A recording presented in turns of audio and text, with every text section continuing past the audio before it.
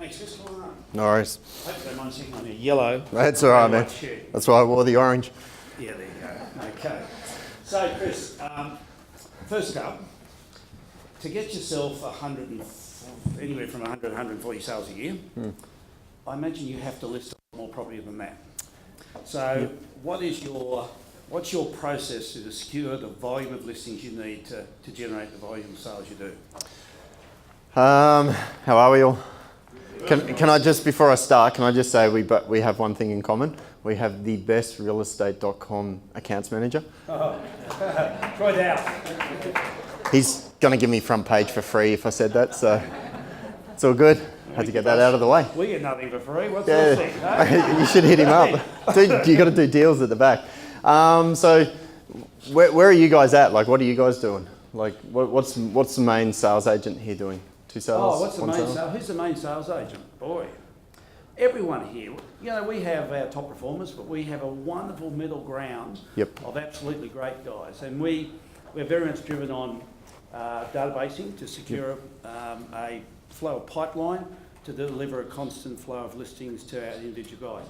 Some people are extraordinary at that, doing exceptionally well now. Some still haven't got the penny to drop yet. Sure. Okay. All right. So look, so we did 157 sales for the year. Just to put some context behind that, I have a team of 5. Okay. I've had 2 of my team overseas, one in Italy and one in Ireland for the last 2 weeks. Hence the grey hair for the last 2 weeks. And they're back, and I just basically said I can't do what I do without the team. So if you're going to do a really high volume, you can't do it by yourself. I'll tell you that right now. It's impossible. So, and to give some background on who I've got on, I basically just work on the listing. That's all I work on is my listing presentation and securing the listing. So I do my databasing, the prospecting of keeping in touch with previous clients. That's all I do. What percentage of your business is coming out from previous clients? It's hard. It's probably 50%. So how do you generate the other 50? Just work my ass off. So just prospect. Cold prospecting? No, so I've never, this is where it's probably good you've got me in because I'm completely different I sort of know how the Ray White group works. I've never cold called and I've never door knocked and I don't do any newspaper. So, there's a man over here who'd love to sit down with you for the rest of the day. Do you know what I mean? So in 11 years, I've never done it once and I never will, personally. You know, I know it works for people and if you do something long enough, it's going to work. So what do you do? I letterbox job every single week, which majority of people probably do, but I just think probably my content is better than anybody else's. And that's where I really sort of focus on. Anyone can just drop out, look at me, I'm the hero. Where I make it more about them. Do you know what I mean? I don't say we're number one or anything like that. We're just putting out a ton of content, which is going to help them and to at least get it inside. But probably the biggest thing is the consistency. Like I do it 50 weeks a year. We have 8 postie bikes. So if they try and steal one from our office, I've got backup. And because it happens in Browns Plains, just I'm telling you. It does. Just the other week. Anyway, so we've always got backup, but that is probably my secret. Like I have no secret. Do you know what I mean? Everyone's probably waiting for that. Consistency. Absolutely, it's the number one thing. I've done that for 11 years, 50 weeks a year. We've got a group, Genk, that is in our marketplace, and I know because I'm in that suburb. I get something religiously every week, sometimes twice a week. Yep, perfect. You just can't help but remember them. They're just there in front of you. Yeah. Same looking thing every time. Yep. Good quality. Just boom, boom, boom in front of you all the time. Yeah, and that's the thing because you've got a lot of agents that come and go, and I think April there's going to be a lot more going when that time comes. But it's just not that. You know, you've got your letterbox drops, you've got your signboards, I've got 70 bus stops. You know, no matter where you drive in Browns Plains or surrounding, you're going to see me. I've got a mobile billboard that's on the road 24/7. I've got 3 massive billboards on 3 major roads. Do you know, so what sort of investment you put into? How much do I spend a year? 150 grand. Wow, that's a commitment, isn't it? So yeah, it was about 147. It's a lot more this year because this year's changing. It's a lot more old school. I'm getting rid of that and it's just more digital, more online, more Facebook. So you've got to go where the consumer is, where the eyeballs are. So why do they list with you and not somebody else? Because I'm the best. How do you convince them? Well, it's easy when you're in it for so long. You know, it's that you'll have established agents that can just walk in and secure the business. They see the amount of, you know, the consistency of just sold. You know, they know you get results. But like I said, it's the only thing I work on is my listing presentation. So I've got a very high strike rate. If I do get in front of them, that I will secure the business. And if I don't secure the business then and there, I have a very good follow-up process that should generally lead to the listing as well. So I'm suspecting if you're market dominant, that a lot of your competitors would be trying to take business off you through lower commissions. Yeah, yeah, absolutely. You know, they probably the main one that they always say is you'll never see Chris. You know, he's got a team of 5. You're never going to see him. So, and when I pop up for the open home, they're like, "What are you doing here?" I'm like, "This is what I do." You know, I own the company. I do nothing in the business at all. I just list and sell every single day. That's what I love doing, and it's just my craft that I work on. So why do you get it? What's your average commission? 15 to 18. Yeah, rate. Sorry, commission rate. What 3%. 3%. Yeah. So you're holding that while competitors, I guess, are coming in at 2% or less. Yeah, absolutely. Yeah, we've got one dickhead that is at. We're not sponsored. I'm allowed to swear, yeah? Yeah, you can. All right. That's just me. It's just me. But look, he owns a business. He does free marketing. He does Premiere, Matterport video. He does every single bit of. Gee, no one does that in our market, do they?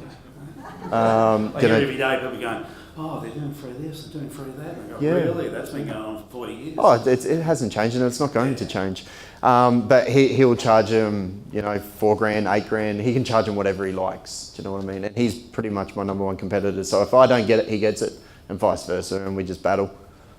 Terrific. So you list it. I'm assuming your market may be similar to ours, where activity's not as strong as it was. Buyers are a little bit more hesitant. Where you find your buyers? You don't do any marketing in traditional senses. So where do you find your buyer inquiry from? All from Troy? Yeah, it's about 98% from Troy and 2% from Domain. I think you put the rates up even more now. There you go. More.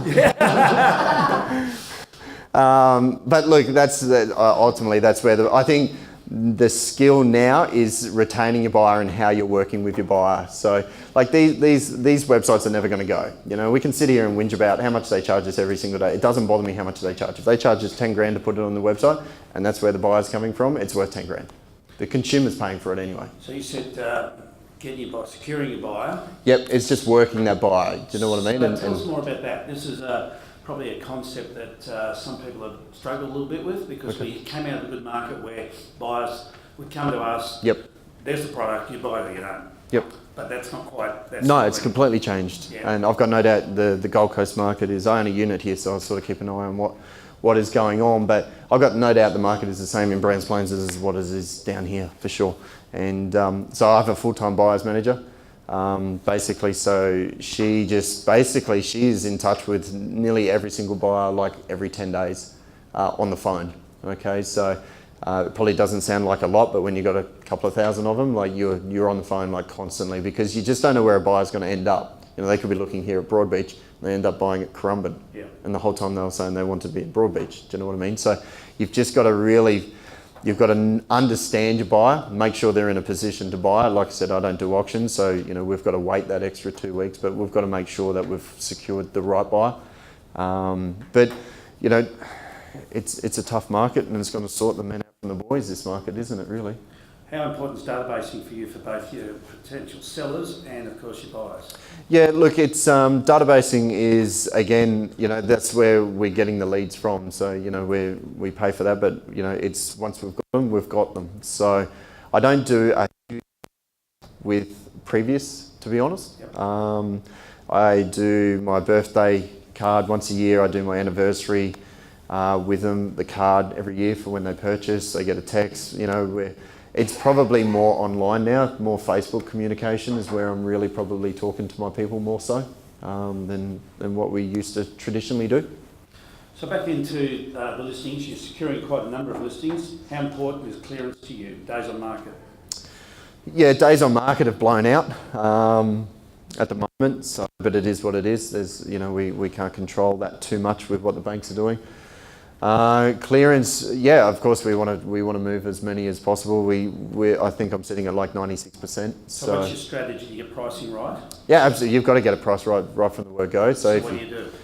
Tell them realistically what it's realistically worth. But some people you're going to lose. You see them come on with a competitor that put the listing and told them, a figure up here, and then after 3 months you just see them drop. So it's the perfect sort of market to pick them up again, because they're going to sit on the market for 3 months, and then when you get them the second time around, they're conditioned, and you sort of say, well, I did tell you. And and they listen to you more because their motivation's probably increased to move. So I've always been one of those agents where I will realistically tell them where I believe, because I know. I sell like 80% of every home in that market. I know where it's going to be within a guide. I'm generally not wrong. So, what about your vendor service? What sort of contact do you have with them? A lot. We're running with 65 listings at the moment, and I've got another 10 just sitting there waiting to launch whenever we want. And so, but basically when I list a home, I send them a document saying I'll ring you between this time on this day and on the 2 days. So I ring them between 11 and 2 on a Tuesday personally, and I ring every single vendor also on Saturday. Okay, so that's the only 2 times that I'll ring all of them. And then Amy is basically in contact with them nearly every single day. So when we're booking appointments for privates, once the buyer's been through, we then ring them back the very next day for follow-up, for more feedback if they haven't purchased. And then we're back in touch with that owner again. So, the touch points are probably 6, 7 a week. So it's almost nearly daily. Yeah. So with the buyers, do you have a strategy around those? Do you have a plan to run a certain number of people per week? Is it a volume type approach, or you just pick and choose the buyers and we'll try and match that with that, but not take them further? Yeah, look, we try and match them as much as we can. We sort of try and, because time for us is critical, we're running, like this weekend, I think I've got 32, 34 open homes. So on Saturday, and I've got one of my guys working Sunday just to try and get them moved. I think you Gold Coast guys, you do Sundays down here, don't you? You're nuts. Like, that's crazy. Morning and vote in the afternoon. Yeah, wow, that's crazy. So,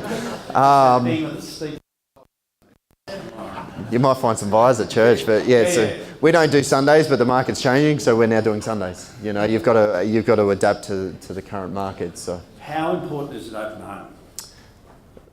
What's the most important thing? That's what you believe? Absolutely. It's where you're going to find your next seller and your next buyer.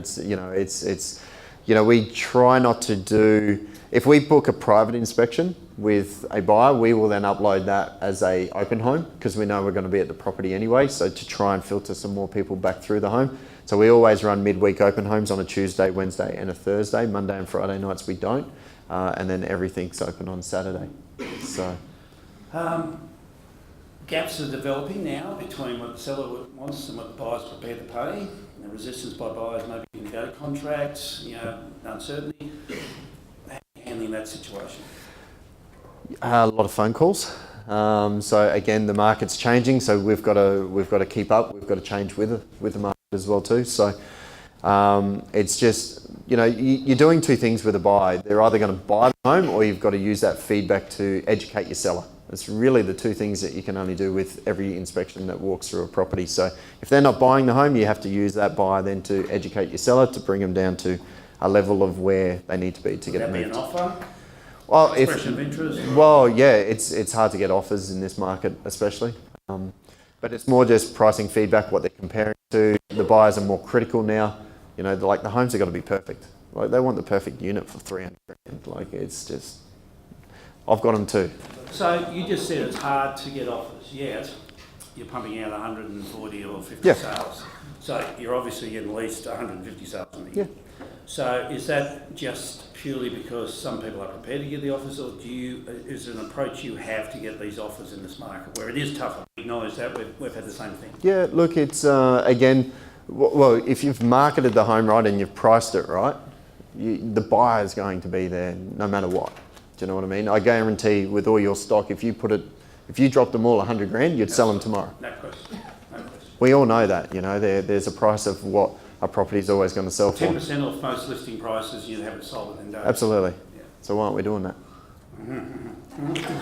I wish my guys were here too, because I'd be whacking them too, but that's why I got the sales managers onto them. So, but, you know, we know that that's a fact, but, you know, I think people are going cheap. In a market like this, you actually have to ramp up your marketing. I think you need to get more vendor paid marketing than ever before, because days on market are staying around a lot longer.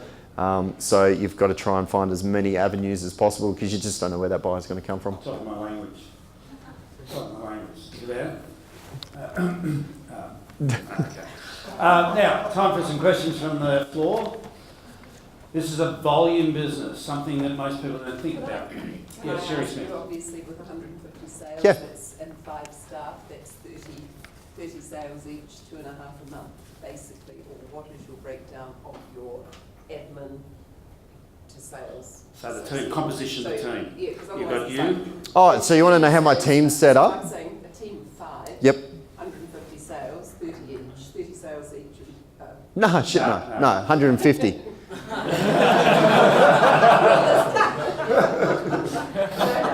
What's your breakdown? Okay, so yeah, easy question. My team is set up. I've got one lady full-time admin, so she just does paperwork stuff. Your proposals. Yeah, the CMAs, does the contracts, blank contracts, everything's set and ready for when I need it. Okay, she's dealing with all the solicitors and making sure deposits are paid and building pests are booked. So that's her job. I have Amy, who is my full-time buyers manager. So I've had her 10 years. She was admin, now she's full-time buyers. So I don't see any buyers except on Saturdays. And so she just runs the buyers every single day, and emails them when new property comes up. She calls them, just works the database. That's her role. I have Jay, who is like a support agent for me. So he just runs open homes on weekends, and he's full-time on the postie bike letterbox dropping every single day. And he's ex-Melbourne Storm player, so you can imagine he's like it's like Bowser in Mario Kart, like on a postie bike, which is kind of cool. And then I have Nicola, and she's my full-time marketing, so full-time graphic designer that does all my content. And I negotiate every deal and I list every home. So 150. So Sherry's mind, she's going like you sleep. Yeah, look, man, I train for Ironman, and I got 2 kids. So, like, yeah, it's like this morning we're up. Just before I came here, I went for a quick 10K run, and then had a shower and popped down, and then, we've all got 24 hours in a day. It's probably just how you use it. So I'm guessing you're very structured, and absolutely, you'd have to be to the point. Yeah, absolutely. Like I normally rock into the office around 9. I drop off the boys at school, so that's my thing every day. Most times I'm generally home by 4:30 if I can. You know, I've got 5 and a 3-year-old, so mum's sort of cracking the whip sometimes. You don't see me on a Saturday. Saturday's game day, of course. And I do most of my training at like 4 a.m. So for my sport. So. Next question. Don't be shy. Tell us more about your listing presentation and how you bring all that together. You seem to back yourself and then spread it to you. Tell us more about, how you go about it. Yeah, look, it starts on the phone call. I think that's pretty much where the listing presentation sort of begins. Once that phone call's done, I then send out a electronic pre-listing kit. Like everyone used to do the boxes, we still do the boxes as well, but I've got something that's electronic, which is basically just sort of overlays what we're about to go through. All my appraisals are 1.5 hours to 2 hours, no longer. But I have to ascertain before I go whether they're listing then and there or not. If they just want a price update, I'm like 20 minutes and I'm out. Do you know what I mean? I'm not there for the full pitch. I'll walk into the home, I always take shoes off, I walk straight into the home and I do a tour of the home for 20 to 30 minutes. Just constantly just writing down notes, looking at everything, just talking to them, building that rapport with them. I then sit down, I have a big iPad, and my listing presentation is pretty much just like a website that I've got built that runs through method, how do we want to price your home, comparable sales, and then marketing. So it's hard to explain without showing what it is, but that's pretty much the gist of it. 2 last questions. I'll keep it to time. What do you say to get an offer? What do I say to get an offer? Yeah, so you got a buyer, What do you say to get an offer out? Well, they normally tell us. You know, you can sort of tell when a buyer's going to. If the buyer's there for 5 minutes, you know they're not going to buy. You've got to read the play. You know if they're interested. I always ask them, how does the home feel? You know, I use the word feel because I think you get a different answer. If you just say, oh, what do you think of the home? Yeah, I think it's all right. You know, how does the home feel? Yeah, look, I feel it's quite not suitable. Bedrooms are a bit too small. I think it's just the words that you use, and you just ask them, do you want to buy the home or not? Like, there's no rocket science to this. Just ask the question. Too many probably don't ask. So, but they'll tell you most of the time. One last one, David. Why don't you auction properties? Do you want the real answer? Yeah. It takes too long. Takes too long. Hey, all right. So you run 65 auctions at one time. You'd be dead. Like I'm an auctioneer. Like you asked me before. Price for the property, or it just takes too long? What's the reason? Well, see, this is where. How long have I got? 1 minute. 1 minute. Wrap it up, Chris. Wrap it up. Why I don't do auctions is because of the 12 that I've done, one's ever sold, and it sold for less than what I had a normal offer at the beginning, to be honest. And to be honest, most of my stuff sells within weeks. I can't run a campaign for that long. Yeah, I don't mind it. I honestly don't mind it. Like, whatever sells the home, you don't care, do you? You just want it sold. No, look, we really appreciate it, and we love to open our guys to thinking of all types, and it is amazing the successes that people have in the industry. You know, you probably wouldn't think of Brown Plains as a marketplace to be a standout, but to think, what's your market share? 40, 50? Well, I have 0 in Brands Plains. All right. What's the but cost yeah, of- it's like 78%. Yeah, 78%. You know, like, wow, that's to die for that sort of market share. And a great tribute to you that you've been able to hold it, that you've obviously got a great team that processes well, and you've still been able to keep yourself a good lifestyle. So Yeah. that was a building process. It didn't happen in the first year. No, absolutely not. But you build into it, and I can think of our best performers, and our best performers get to the stage where you get a reward of not having to put the same amount of hours in because you've got the process working, and you've got that momentum going. Yeah, absolutely. So great credit to you and tribute Yeah. to you. And I thank No you worries. very much for coming in. No and joining us problem. today. No worries. And thank you. Oh. Yes. No worries. Thank you very I'm gonna much. hand over one more. Don't leave. I'll come and set it down, please. So, yeah. Oh, it does he?